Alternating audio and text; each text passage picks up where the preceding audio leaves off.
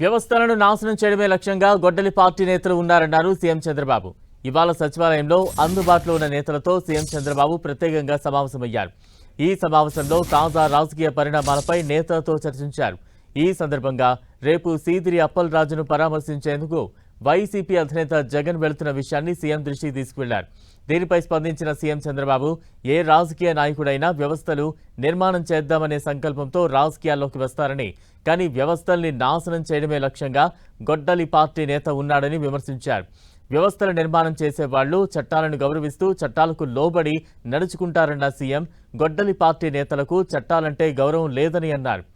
పుట్టినరోజులకు గొడ్డళ్లతో జంతు బలులు చేసి రాక్షసానందం పొందే హింస ప్రవృత్తి ఆ పార్టీదని అన్నారు. అందుకోసమే రాష్ట్రంలో నేరాల నియంత్రణ కోసం రాష్ట్రం అంతటా సీసీ కెమెరాలు ఏర్పాటు చేసినట్టు తెలిపారు. వీటి ద్వారా నేరస్తుల్ని సాక్ష్యాలతో సహా పట్టుకోగలుగుతున్నామన్నారు. నేర ప్రవృత్తి కలిగిన వారు నేరం చేసి ఎదుటి వారిపై రుద్దాలని చూస్తారని, అలాంటి వారంతా గొడ్డలి పార్టీలోనే ఉన్నారన్నారు. గంజాయి బ్యాచ్లను వెంటేసుకుని నేరస్తుల్ని పరామర్శించడమే పనిగా గొడ్డలి పార్టీ ఉందని సమావేశంలో చంద్రబాబు నేతలతో అన్నట్టుగా తెలుస్తోంది.